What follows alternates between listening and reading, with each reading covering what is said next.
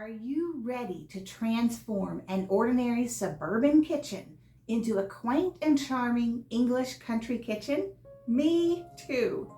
Today, the very biggest bang for your buck part of the transformation will go up, and that is paint. Next, we'll install some handmade hardware I found on Etsy that was cheaper than the hardware store.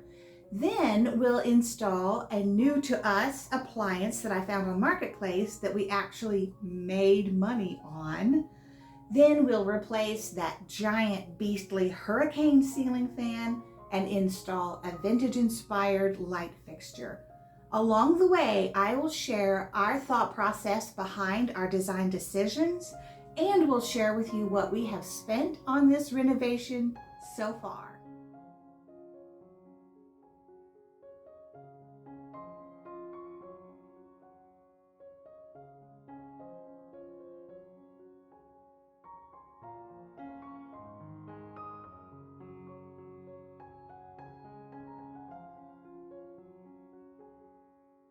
Hi friend, I'm Rachel, creator of the YouTube channel and blog stonecottagehome.com, where we cultivate the art of home from our heart with our hands. Today, we take all of that charming English country kitchen inspiration from episode 1 and begin applying it to our ordinary kitchen. Did you happen to notice in our Christmas home tour last year, there was no kitchen featured? Well, here's why. This series has been under wraps for over a year, and I am thrilled to be able to finally share it with you. Oh, and if you like practical kitchen design inspiration, I'll be announcing details for a giveaway a bit later on that you can win. If you saw episode 1 of this remodel series, you remember the starting point for this dated 1960s kitchen and heard our thoughts about what we love and want to keep and what we want to change. When you're looking at a kitchen remodel project like this, your foremost question might be, what is the best starting point in design? And here's what I've learned. Start with what you love, do what you know. From poring over the inspiration pictures of two-toned green and cream English kitchens, I knew that I loved the vintage green color on the lower cabinets. And one of our biggest goals for this kitchen was to brighten and update the dark cabinetry. So if we were to put the vintage green on the bottom cabinets, that would add the splash of personality we're looking for, while using the cream color on the upper cabinets would lighten and visually expand the space. By knowing this color scheme was what I loved, we could move ahead in confidence. Good morning. It is day 1 of sanding, and the house is quite different than it was last night. So here's the living room. Not too bad. Not too bad. We have the kitchen all sheeted off, as you see behind me, and that's to keep the dust from traveling from one room to another. So let's go take a peek and see what it looks like before we start sanding. We were up late last night, emptying out kitchen cabinets and getting everything sheeted off to try to keep the mess at bay. Besides emptying cabinets and sheeting off the doorways and covering the things we hope to keep a little bit more dust-free, we also wiped down all the cabinetry. Good prep and high-quality paint are keys for an excellent paint job that will last for years to come. We've moved out the refrigerator, pulled the stove away from the wall, and taken all of the doors off of the cabinets. There are 2 main jobs in this step of the game, the first being to get all the surfaces sanded, and the second to remove the shelf liner. Matt and I took turns sanding, and then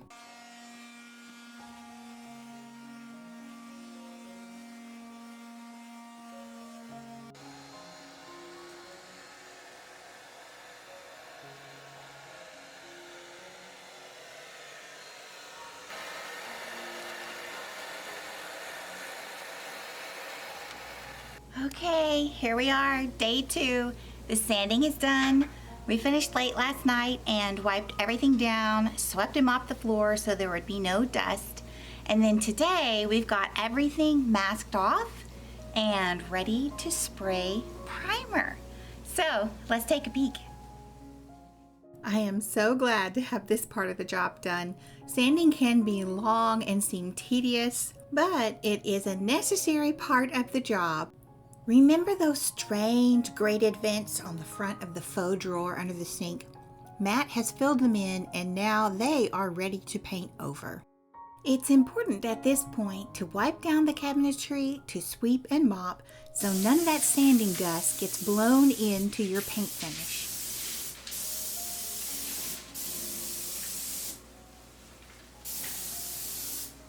How does that look? Amazing. Even though it's just primer, I find this step to be completely mesmerizing. Not only does Matt work quickly, but he does such a good job. And it is incredible to see something I've been envisioning coming to life before my eyes. And then the green paint goes on.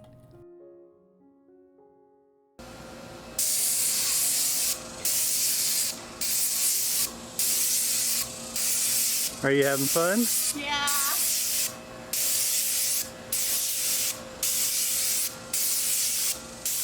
I do admit, putting green paint on the cabinets was a bit scary and felt like a big, daring decision. But the words of British designer Rita Koenig were ringing in my ears when she was talking about wet paint. She said, "That is not the final result. Hold your nerve." This really helped because when I first walked in and saw the wet green paint and Matt said, "What do you think?" I thought, that looks like a lizard. I have a lizard green kitchen. I said, "Oh, I'm holding my nerve." As it dried, it softened and mellowed and the sage tones came out, and I absolutely love it. After you've made the first big decision in design, your question might be, what is the next step? Often the next step in design is made obvious by your first choice, and this was the case for us. Once we had that beautiful fresh two-tone paint job done, it was obvious that we needed to replace the hardware. I referred back to the same pictures that I chose for my color scheme inspiration to see what was used there. And I noticed that time and again, a common choice was a simple knob and a cup pull. I began looking around at the hardware stores and found this simple antique brass knob from Lowe's. And then on Etsy, I found these handmade cup pulls. They are an unlacquered, living finished brass cup pull, and they're handmade. And I was mostly surprised to find that they were cheaper than the ones at the hardware store.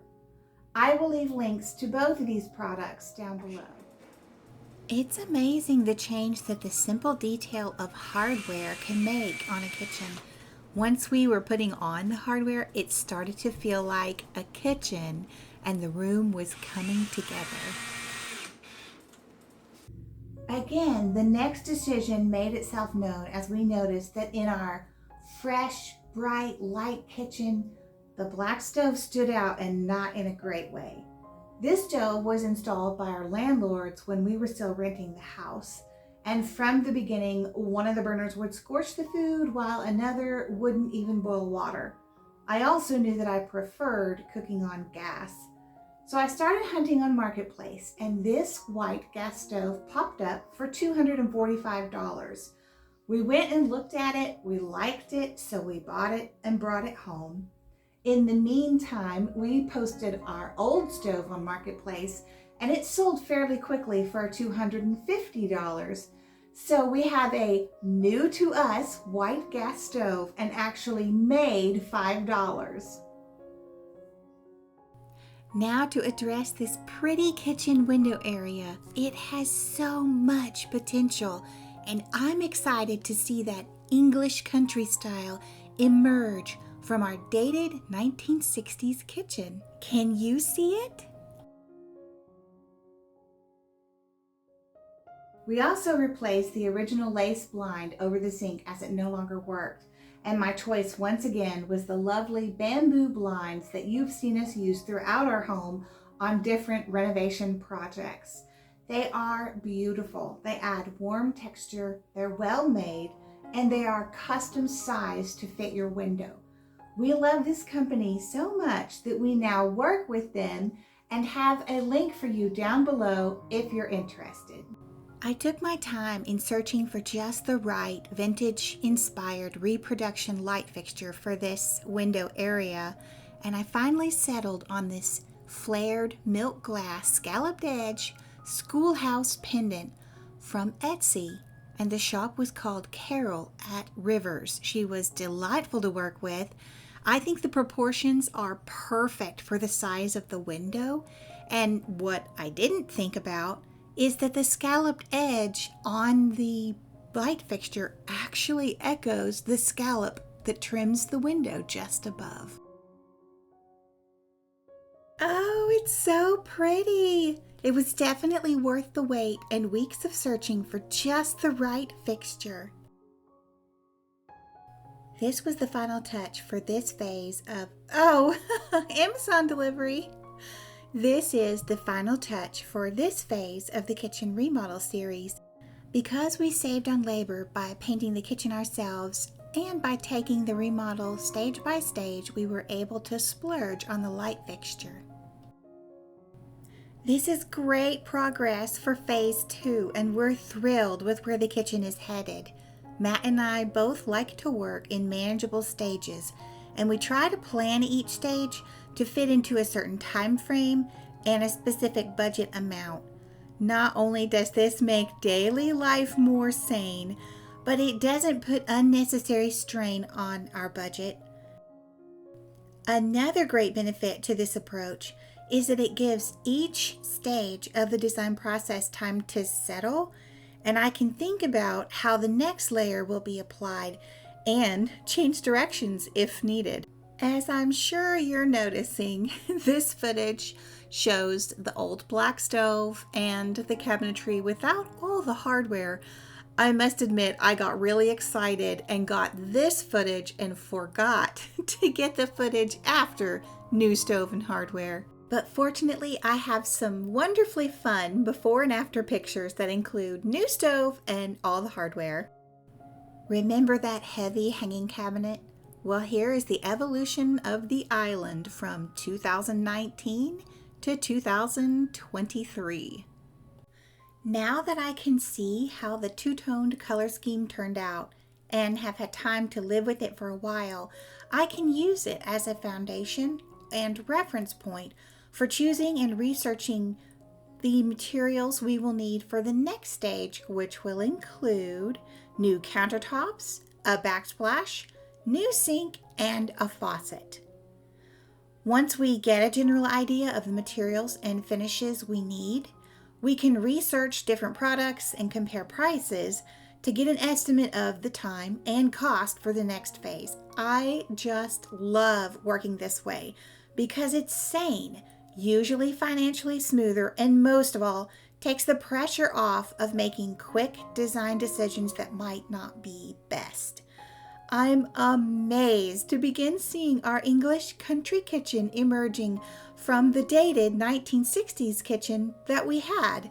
I can hardly wait to see how the next phase clarifies this vision even more. Here is a breakdown of expenses for our kitchen renovation in phases 1 and 2. At the bottom of phase 2, you'll get the grand total for all of the expenses. These expenses were spread over 4 years, coming to about $31 per month. As promised, here is our practical design inspiration giveaway for transforming your ordinary suburban home into something that feels like home to you. The author is Marion Parsons, also known as Miss Mustard Seed. You have heard me mention her many times on this channel, and I have spent many an hour poring over this book. The book is divided into different rooms, including an entire chapter for kitchens, and even those rooms in between, like hallways and entryways. If you're interested in entering this giveaway, simply click the link in the description box below and fill out the email form for my blog, Stone Cottage Home. If you are already a subscriber, don't worry. Fill out the form anyway, and that way I know you're interested in being a part of the giveaway as well. Wasn't that fun? I hope that you're finding this series to be inspirational and helpful in creating the English country home that you admire. Thank you for joining us for this series, and remember to sign up for the giveaway. Until next time, take care. Action.